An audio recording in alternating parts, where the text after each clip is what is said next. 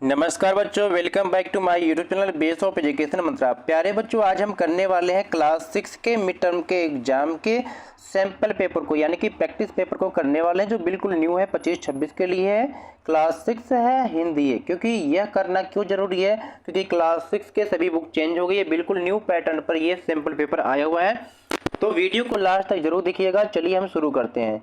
इस question paper में 4 part दिया गया है और टोटल 11 प्रश्न आएंगे। सभी प्रश्न आपको करना बहुत ही जरूरी है। चलिए समय को न गवाते हुए हम अपने क्वेश्चन आंसर को करना शुरू करते हैं। बस वीडियो को लास्ट तक जरूर देखिएगा। सभी प्रकार के क्वेश्चन आपको उसके आंसर मिल जाएगा। ठीक है, यहाँ पर सभी विषय के सैंपल पेपर कराया जाता है, इसलिए चैनल को सब्सक्राइब जरूर कर लीजिएगा। ठीक है, खंड का अपठित बोध। पहला प्रश्न है, गद्यांश को ध्यानपूर्वक पढ़ना है, फिर नीचे दिए गए पूछे प्रश्नों के उत्तर देना है। यानी कि इस पैराग्राफ को आपको पढ़ना है बच्चों, फिर नीचे जो दिया गया क्वेश्चन है ना, इसके आंसर को देना है। चलिए हम जल्दी जल्दी क्वेश्चन को पढ़ते हैं, पैराग्राफ को।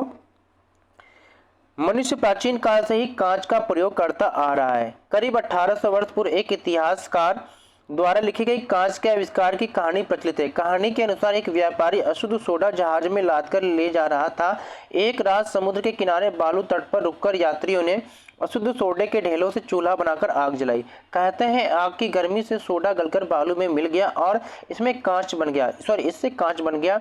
इस कहानी में कितनी सच्चाई है यह पता करना मुश्किल है, पर इससे इतना अवश्य पता चलता है कि कांच का आविष्कार किसी प्रयोगशाला में न होकर रोजमर्रा की एक घटना से हुआ है। ठीक है, देखिए ये तो पैराग्राफ था, इसलिए हमने जल्दी जल्दी पढ़ दिया क्योंकि आपके पास ये पेपर मिलेगा, आप पढ़ लेंगे। ठीक है, अब सीधे क्वेश्चन को हम करते हैं और इसके आंसर को। पहला क्वेश्चन यहाँ पर दिया बच्चों, ध्यान से देखेंगे कि मनुष्य कांच का प्रयोग कब से करता आ रहा है। तो इस क्वेश्चन का जो आंसर है ऑप्शन घ है, प्राचीन काल से ही। ठीक है, चलिए अगले क्वेश्चन को हम करते हैं। क्वेश्चन नंबर सेकेंड यहाँ पर है कि प्रचलित कहानी के अनुसार कांच की खोज कैसे हुई थी। ऑप्शन ख सही है, अनजाने में। ठीक है, क्वेश्चन तीसरा है पहले का बच्चों की आग की गर्मी ने सोडे के साथ क्या किया। अब क्वेश्चन 4 की यह किस आधार पर कहा जा सकता है कि कांच का आविष्कार किसी रोजमर्रा की घटना से हुआ होगा। इन दोनों क्वेश्चन के आंसर को चलिए हम करते हैं। ठीक है, तो चलिए इस क्वेश्चन के आंसर को हम करते हैं थर्ड का। ठीक है, पहले में थर्ड का था कि आग की गर्मी ने सोडे के साथ क्या किया। तो इसमें था, उत्तर में लिखेंगे कि आग की गर्मी से सोडा पिघल गया और रेत के साथ मिलकर क्या है, कांच बन गया। तो ये आपका थर्ड का क्वेश्चन का आंसर हो जाएगा।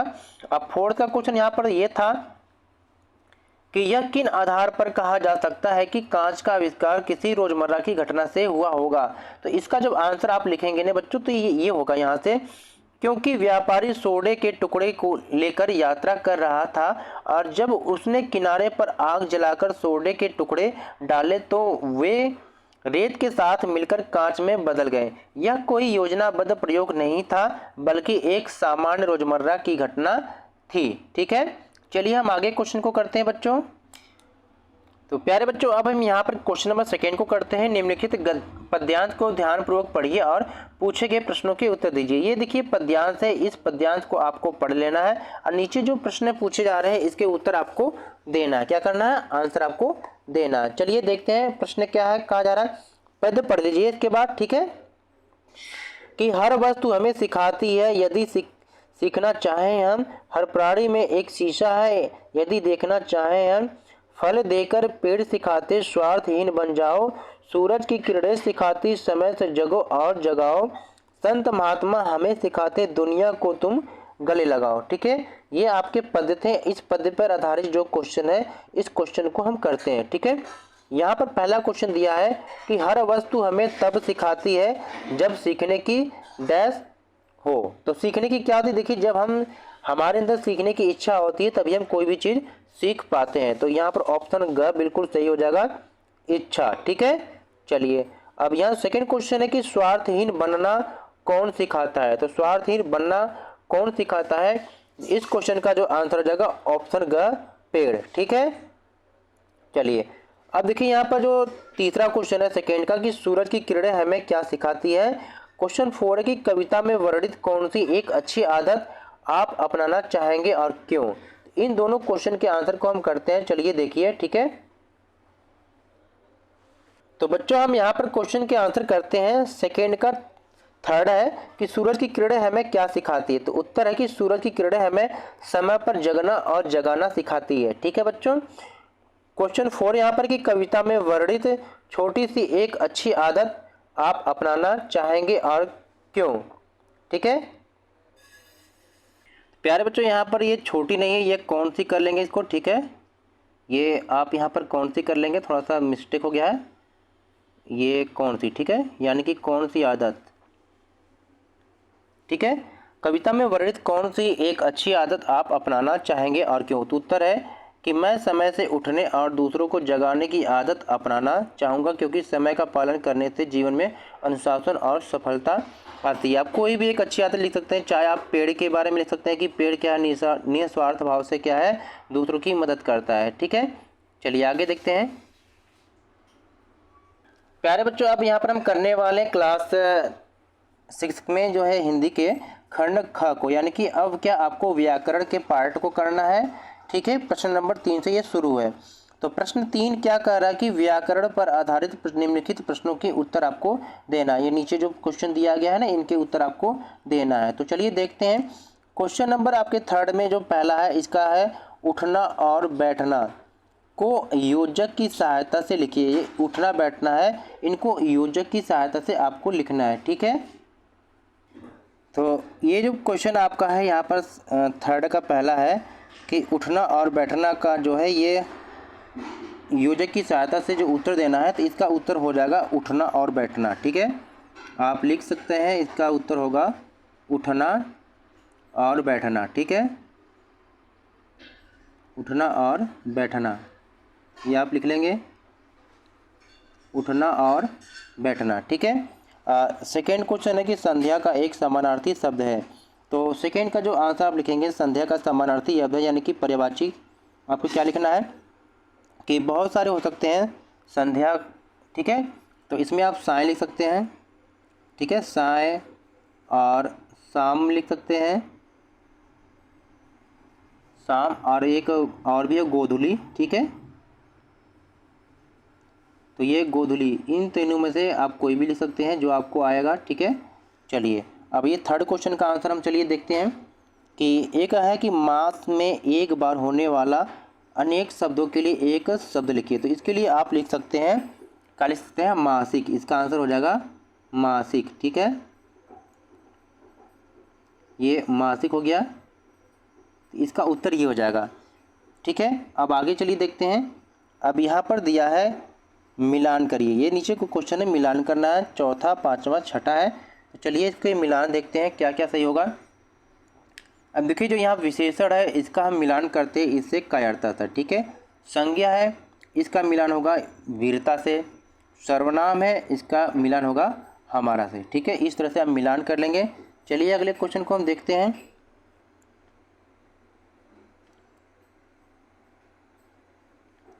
अब यहाँ पर देखते हैं हम क्वेश्चन नंबर 7 को। मैंने रिक्त स्थान मानचित्र खरीदे थे। तो रिक्त स्थान पर संख्यावाची विशेषण लिखिए। संख्यावाची यानी जिनकी संख्या यहाँ पर इंगित हो। तो यहाँ पर आप कुछ भी लिख सकते हैं। मैंने, यहाँ पर लिख दीजिए 3, मैंने 3 मानचित्र खरीदे थे। ठीक है, अब अगले क्वेश्चन है 8 को देखते हैं कि रिक्त स्थान है न समाना, उचित शब्द लिखकर मुहावरा पूरा कीजिए। ठीक है, तो अब यहाँ पर देखिए क्या लिखेंगे आप। तो यहाँ पर आप लिख सकते हैं कुछ भी जो आपको सटीक लगे। तो यहाँ पर लिख सकते हैं, यहाँ पर आप लिखेंगे जो घमंड। ठीक है, घमंड न समाना।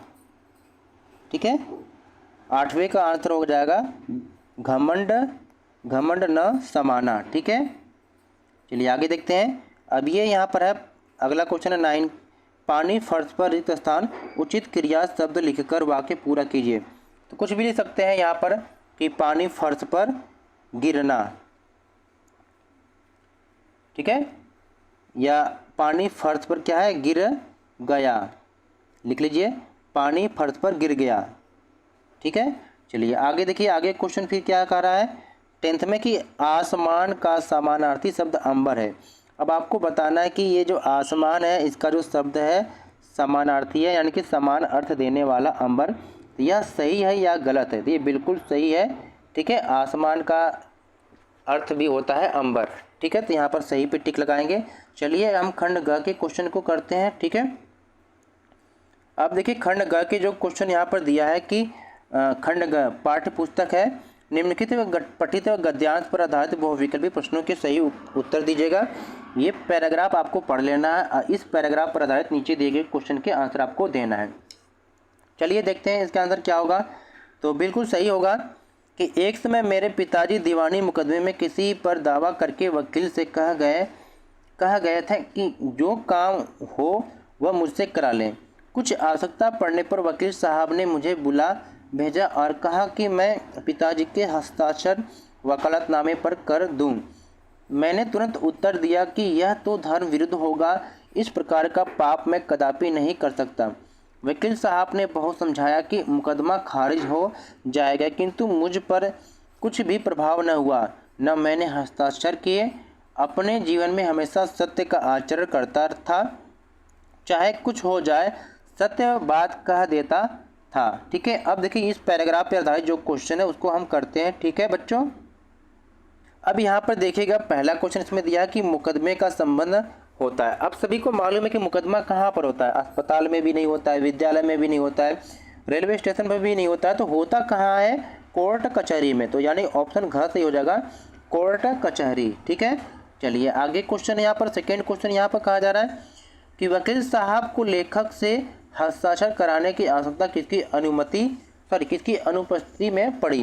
तो ये ऑप्शन ख सही हो जाएगा, पिताजी की। ठीक है, अब आगे देखते हैं क्वेश्चन नंबर थर्ड यहाँ पर है, किसी और के हस्ताक्षर स्वयं करना लेखक के लिए डैश के समान था। किसके समान था, तो यहाँ पर ऑप्शन क्या हो जाएगा, क सही, यानी कि पाप के समान था। ठीक है, चलिए अब यहाँ पर क्वेश्चन फोर्थ को देखते हैं। क्या कहा जा रहा है कि लेखक ने जीवन भर किस तरह का आचरण किया। तो लेखक ने हमेशा जीवन भर क्या है, सत्य बोलने का आचरण किया। ऑप्शन क सही हो जाएगा 4 का। ठीक है, अब यहाँ पर हम क्वेश्चन नंबर 5 को देखते हैं। ठीक है, कि गद्य पाठों पर आधारित निम्नलिखित लघु उत्तरी प्रश्नों को ध्यानपूर्वक पढ़कर किन्हीं 2 प्रश्नों के उत्तर देना है, यानी कि इन 3 प्रश्नों में से किन्हीं 2 के आंसर देना है। हम यहाँ पर आपको तीनों प्रश्नों के उत्तर देंगे। ठीक है, आप क्या करेंगे, सारे प्रश्नों के उत्तर आप दे देंगे। ठीक है, चलिए देखते हैं क्वेश्चन, देख लीजिए। क्वेश्चन फर्स्ट है यहाँ पर कि खड़ग सिंह की कही बात ने बाबा भारती को भयभीत कर दिया था। ख है कि राम प्रसाद बिस्मिल की कहाँ जाने की इच्छा थी, उनके जाने के पक्ष में कौन था। ग है कि ध्यानचंद किन्हें अपनी सफलता का सबसे बड़ा मंत्र मानते हैं। चलिए तीनों के आंसर देखते हैं। तो क्वेश्चन 5 का उत्तर यहाँ से देखेंगे कि बाबा भारती को इस बात ने भयभीत कर दिया था कि यदि लोगों को पता चल गया कि खड़ग सिंह जैसे डाकू ने उनकी घोड़ा सुल्ताना को धोखे से चुरा लिया तो लोग साधु संतों पर से विश्वास उठा लेंगे। इसलिए उन्होंने खड़ग सिंह से यह वादा लिया कि वह यह घटना किसी को न बताए। ठीक है, अब देखिए क्वेश्चन जो 5 का जो ख है इसका देखते हैं आंसर क्या है। तो इसका क्वेश्चन देखते हैं कि राम प्रसाद बिस्मिल की कहाँ जाने की इच्छा थी, उनके जाने के पक्ष में कौन था। तो उत्तर है कि राम प्रसाद बिस्मिल की लखनऊ कांग्रेस में जाने की इच्छा थी और उनके जाने के पक्ष में उनकी माँ थी। ठीक है, पिताजी मना कर रहे थे। क्वेश्चन 5 का यहाँ पर ग है कि ध्यानचंद किन्हें अपनी सफलता का सबसे बड़ा मंत्र मानते हैं। उत्तर है कि ध्यानचंद अपनी सफलता का सबसे बड़ा मंत्र लगन, साधना और खेल भावना को मानते हैं। ठीक है, अब हम क्वेश्चन 6 के आंसर करेंगे। प्यारे बच्चों यहाँ पर देखेंगे क्वेश्चन 6 क्या कह रहा है कि गद्य पाठों पर आधारित जो है लॉन्ग क्वेश्चन को करना है, इन तीनों में से किन्हीं 2 को करना है।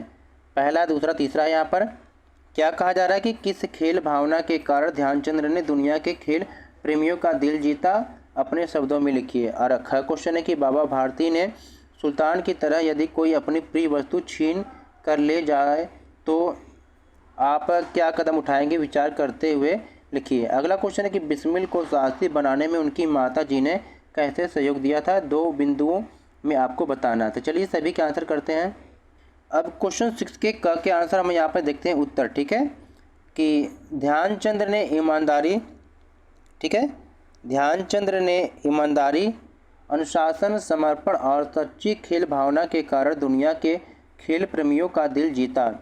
वे कभी भी अपने खेल में घमंड नहीं करते थे और न ही किसी के साथ अनुचित व्यवहार करते थे। उनकी सादगी, मेहनत और टीम के लिए खेलने की भावना ने उन्हें एक महान खिलाड़ी बना दिया। ठीक है, अब क्वेश्चन 6 के जो ख है इसके आंसर हम देखेंगे यहाँ पे। ठीक है, उत्तर देखेंगे यहाँ से कि यदि कोई, यानी बाबा भारती के बारे में है कि उनके घोड़े की तरह कोई आपकी पसंदीदा चीज़ ही कोई ले लेता है तो फिर आप क्या करेंगे। तो आप कुछ भी लिख सकते हैं। तो यहाँ पर हम लिख रहे हैं, यदि कोई मेरी प्रिय वस्तु को छीन कर ले जाए तो मैं सबसे पहले यह समझने की कोशिश करूँगा कि उसने ऐसा क्यों किया।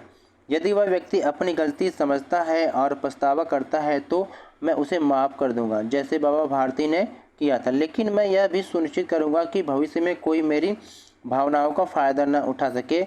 मैं संयम, समझदारी और शांति से काम लूँगा, न कि मुझे गुस्से या बदले की भावना से। ठीक है, अब आगे देखिए, हम क्वेश्चन ग के आंसर को करते हैं।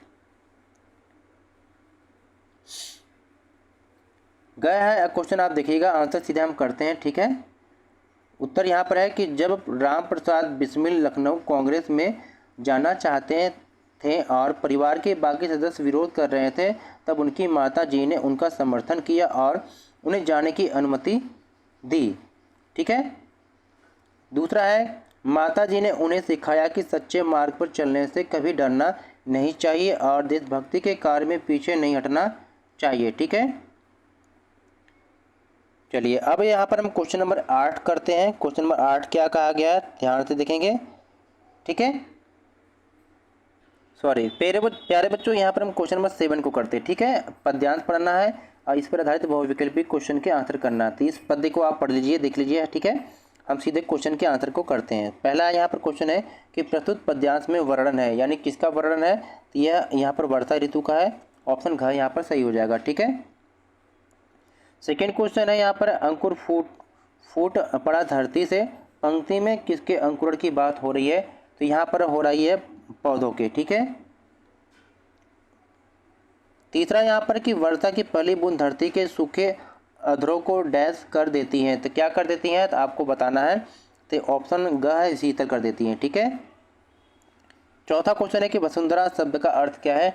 तो वसुंधरा शब्द का अर्थ होता है धरती, ऑप्शन घ सही है। ठीक है, अब यहाँ पर क्वेश्चन जो है 8 हम देखते हैं। ठीक है, कि पद पाठों के आधार पर निम्नलिखित जो है लघु उत्तरीय प्रश्नों को ध्यानपूर्वक पढ़ना है। इनमें से किन्हीं 2 क्वेश्चन के आंसर करना है, इन तीनों में से किसी 2 क्वेश्चन के आंसर आपको देना है। तो चलिए हम क्वेश्चन और आंसर दोनों देखते हैं। ठीक है, क्वेश्चन यहाँ पर है, यहाँ पर देख लीजिएगा कि बूढ़ी धरती के सत्य श्यामला बनने का क्या अर्थ है। ख है कि मातृभूमि कविता में कोयल किसे पुकार रही होगी और क्यों। अगला है, रहीम बड़े लोगों को देखकर क्या न करने की सलाह देते हैं। चलिए आंसर को करते हैं। प्रश्न 8 है, इसके आंसर को करते हैं। पहला यहाँ पर क्वेश्चन दिया गया था। ठीक है, इसके उत्तर यहाँ देखते हैं कि इसका अर्थ है कि जब वर्षा होती है तो सूखी और बंजर पड़ी धरती पर हरी भरी फसलें लहलहाने लगती हैं और खेतों में हरियाली छा जाती है। ठीक है, अब अगला है क्वेश्चन यहाँ पर ख है, 8वें का ख। उत्तर है यहाँ पर देखेंगे कि कवि ने मातृभूमि को एक माँ के रूप में पुकारते हुए दिखाया है। वह इसलिए पुकारती है क्योंकि वर्षा से उनका शुष्क शरीर तर हो जाता है और उसमें जीवन का संचार होता है। ठीक है, अब 8वें का ग क्वेश्चन है यहाँ पर, उसके उत्तर यहाँ पर है कि वे लोग वर्षा की बूंदों को अमृत और ईश्वर की कृपा समझकर हर्षोल्लास में नाचने लगते हैं। देखिए, इसके अलावा भी जो आपको सटीक क्वेश्चन के आंसर लगता है तो वो भी लिख सकते हैं। ठीक है, अब यहाँ पर क्वेश्चन 9 को देखते हैं हम। देखिए, क्वेश्चन 9 को देखेंगे बच्चों, यहाँ पर पद्य पाठ को आपको पढ़ना है, लॉन्ग आंसर देना है, किन्हीं 2 क्वेश्चन के आंसर देना है 30 से 40 शब्दों में। यहाँ पर पहला क्वेश्चन है कि रहीम ने पेड़ और सरोवर की तुलना सज्जन व्यक्ति से क्यों की है। विचार करते हुए लिखिए। ख है कि बारिश की पहली बूंद से धरती का हर्ष कैसे प्रकट होता है, 2 पंक्तियों में लिखिए। ग कह रहा है कि मातृभूमि कविता में प्रकृति की सुंदरता का वर्णन किस प्रकार किया गया है, 2 उदाहरण लिखिए। चलिए सारे क्वेश्चन के आंसर को करते हैं हम।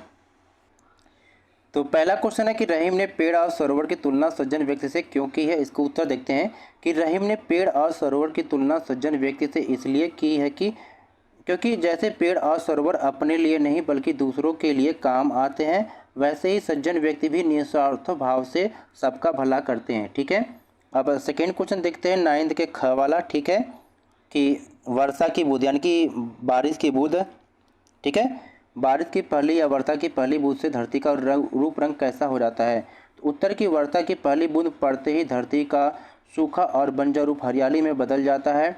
धरती सस्य श्यामला होकर नई उमंग और जीवन से भर उठती है। खेतों में फसल लहलहाने लगती है और वातावरण ताजगी से भर जाता है। ठीक है, और अगला क्वेश्चन यहाँ पर है, क्या है कि ध्यान से देखेंगे। क्वेश्चन देखेंगे यहाँ पर कि मातृभूमि, ठीक है, तो मातृभूमि कविता, यहाँ पर कविता कर लीजिए। मातृभूमि कविता में प्रकृति की सुंदरता का वर्णन किस प्रकार किया है। तो इसका उत्तर लिखेंगे, कवि ने बताया है कि जब वर्षा की पहली बूंद धरती पर गिरती है तो चारों ओर हरियाली छा जाती है। खेत खलियान और बाग बगीचे लहलहा उठते हैं। सूखे पेड़ पौधे जीवन प्राप्त कर लेते हैं और संपूर्ण प्रकृति नई ऊर्जा और ताजगी से भर जाती है। यह सब मातृभूमि की सुंदरता को दर्शाता है। ठीक है, आगे क्वेश्चन के हम आंसर देखते हैं। क्वेश्चन नंबर आपके 10th से देखेंगे। देखिए क्वेश्चन नंबर खंड घ देखेंगे 10th का है कि निम्नलिखित में से किसी एक विषय पर क्या लगभग 80 से 100 शब्दों में लिखना है। इन दोनों में से कोई एक लिखना है। तो यहाँ पर दोनों आंसर कराए जाएंगे कि आप कुछ सामान खरीदने के लिए साइकिल से बाजार गए थे। सामान खरीदते समय आपकी साइकिल चोरी हो गई। शिकायत करते हुए अपने क्षेत्र के थानाध्यक्ष को पत्र लिखना है। दूसरा है, दादाजी को आने वाली सर्दियों में दिल्ली आने का निमंत्रण देते हुए एक पत्र लिखना है। चलिए दोनों क्वेश्चन के आंसर को करते हैं हम। चलिए इस क्वेश्चन के आंसर को करते हैं। ठीक है, यहाँ पे देखेंगे आप,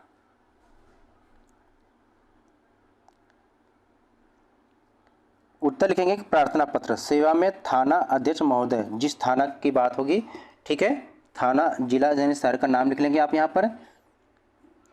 फिर आपको लिखना है विषय कि साइकिल चोरी के संबंध में शिकायत।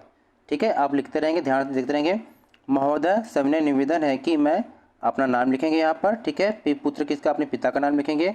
निवासी कहाँ पर है और जिस डेट को साइकिल गायब हुई वो लिखेंगे। मैं अपनी साइकिल से बाजार सामान खरीदने गया या गई थी। मैंने अपनी साइकिल बाजार जहाँ पर आपने रोका था दुकान का नाम लिखेंगे, के सामने खड़ी की थी। जब मैंने लगभग समय लिखेंगे यहाँ पर, इतने बजे सामान खरीदकर बाहर आया या आई तो देखा कि मेरी साइकिल वहाँ नहीं थी। आसपास बहुत खोजने के बाद भी साइकिल नहीं मिली। ठीक है, अब अपनी साइकिल की डिटेल यहाँ बताएंगे कि मेरी साइकिल का विवरण कैसे है, कंपनी ये था, रंग उसका यह था, पहचान को यह कि आपको विशेष पहचान तो बताएंगे। अतः आपसे निवेदन है कि कृपया मेरी साइकिल की खोज करवाकर उचित कार्रवाई करें। ठीक है, और यहाँ लिखेंगे आपकी अति कृपा होगी भवदीय। अपना सिग्नेचर यहाँ पर लिखेंगे, नाम पता पूरा डेट यहाँ पर लिख देंगे। ठीक है, चलिए अगला क्वेश्चन आपको यहाँ पर क्या है, तो यहाँ पर आप उत्तर लिखेंगे, पत्र लिखेंगे, प्रेषक यानी भेजने वाला का नाम, अपना पता लिखेंगे, डेट लिखेंगे। अब यहाँ पर आगे धीरे धीरे आप बढ़ते रहेंगे। ठीक है, प्रति, प्रिय दादाजी सादर प्रणाम, आप कुशल पूर्वक होंगे। यहाँ हम सब लोग भी अच्छे हैं दादाजी। इस बार की सर्दियों की छुट्टियाँ आपके बिना अधूरी लगेगी। हम सब चाहते हैं कि आप आने वाले सर्दियों में दिल्ली ज़रूर पधारें। यहाँ की ठंडी हवा, गर्मा गर्म पकवान और आपका साथ हमें बहुत अच्छा लगेगा। आपके आने से घर का माहौल और भी हर्षपूर्ण हो जाएगा। हम सब बेसब्री से आपके आने की प्रतीक्षा कर रहे हैं। कृपया हमारे आग्रह को स्वीकार करें और समय निकालकर अवश्य आइए। ठीक है, आपका प्यारा अपना नाम लिखिएगा। ठीक है, चलिए अब अगला क्वेश्चन यहाँ पर क्वेश्चन 11 यहाँ पर दिया है कि किसी एक विषय पर आपको क्या करना है, कि आपको क्या है अनुच्छेद लिखना है। तो 3 यहाँ पर दिया गया था। ठीक है, स्कूल पिकनिक का अनुभव, समय किसी के लिए नहीं रुकता, विद्यालय का पुस्तकालय। तो तीनों को लिखते हैं यहाँ पर। ठीक है, पहला है कि स्कूल पिकनिक का अनुभव, जैसे पिकनिक पे आप जाते हैं ना टूर पे, इसका उत्तर लिखेंगे, पिछले रविवार हमारे विद्यालय में पिकनिक का आयोजन किया गया। हम सभी छात्र छात्राएं शिक्षकों के साथ बस में पास के उद्यान में पहुंचे। वहां चारों ओर हरियाली और फूलों की सुंदरता थी। हमने विभिन्न खेल खेले, झूले झूले और शिक्षकों ने भी हमारा साथ दिया। स्वादिष्ट भोजन और नाश्ते का आनंद लिया। सबने मिलकर गाना गाया और नृत्य किया। पिकनिक ने हमें पढ़ाई से हटकर आनंद और आपसे मेलजोल का अवसर प्रदान किया। यह दिन मेरे जीवन की अविस्मरणीय स्मृति बन गया। ठीक है, तो आप कोई भी पिकनिक के बारे में लिख सकते हैं, कोई ज़रूरी नहीं कि आप यही लिखिए। ठीक है, दूसरा यहाँ पर क्या था कि समय किसी के लिए नहीं रुकता। ठीक है, इसके आंसर देखते हैं। तो समय एक बहुमूल्य धन है जो एक बार चला जाए तो वापस नहीं आता। समय का सबसे बड़ा गुण यही है कि यह किसी के लिए नहीं रुकता। जो विद्यार्थी समय का सदुपयोग करते हैं वही जीवन में सफलता प्राप्त करते हैं। आलस्य और समय की बर्बादी हमें पीछे छोड़ देती है। समय को व्यर्थ गंवाना जीवन को व्यर्थ गंवाने के समान है, इसीलिए हमें समय का सही उपयोग करना चाहिए। सच ही कहा गया है, समय ही जीवन है। ठीक है, क्वेश्चन है यहाँ पर अगला है, विद्यालय का पुस्तकालय यानी कि विद्यालय में जो लाइब्रेरी है उसके बारे में हम आपको लिखना है। ठीक है, इन तीनों में से किसी एक के बारे में लिखना है। यहाँ पर तीनों आंसर करवाए जा रहे हैं, ध्यान रखेंगे आप। चलिए अगला क्या है, हमारे विद्यालय का पुस्तकालय बहुत बड़ा है और आकर्षक है। इसमें हिंदी, अंग्रेजी, गणित, विज्ञान, इतिहास, भूगोल विषय आदि सभी विषयों की पुस्तकें हैं। साथ ही पत्र पत्रिकाएं और कहानी कविता की किताबें भी मिलती है। पुस्तकालय में पंक्तिबद्ध अलमारियां हैं और पढ़ने के लिए पर्याप्त मेज कुर्सियां लगी हुई है। छात्राएं यहां बैठकर मन लगाकर पढ़ाई करते हैं। पुस्तकालय हमारे ज्ञान पिपासा को शांत करता है और हमें नई बातें सीखने का अवसर देता है। वास्तव में पुस्तकालय विद्यार्थियों का सच्चा मित्र और मार्गदर्शक होता है। तो यहाँ पर आप इसको लिखेंगे। ठीक है प्यारे बच्चों, यहाँ पे देखिए हमने आपके लिए सारे के सारे क्वेश्चन को कंप्लीट करा दिया। आप सोच नहीं सकते कि इस सैम्पल पेपर को कराने में कितना समय लगा, कितना मेहनत लगा है। ये सब हम आपके लिए किए थे क्योंकि बहुत सारे बच्चे कमेंट कर रहे थे सर जो क्लास 6 की जो प्रैक्टिस सेट आया है इसको आंसर करा दीजिए। तो प्लीज़ वीडियो को लाइक शेयर ज़रूर करिएगा। चैनल पर पहली बार विजिट करें तो चैनल को सब्सक्राइब कर लीजिएगा, जिससे हम सभी विषय के जो है क्वेश्चन के आंसर करा सके सैम्पल पेपर के। ठीक है, ज़्यादा से ज़्यादा इस वीडियो को क्या है लाइक करिएगा, अपने दोस्तों को शेयर करिएगा। ठीक है, thanks for watching my YouTube channel base of education mantra. फिर मिलते हैं एक नई वीडियो के साथ, तब तक नमस्कार बच्चों।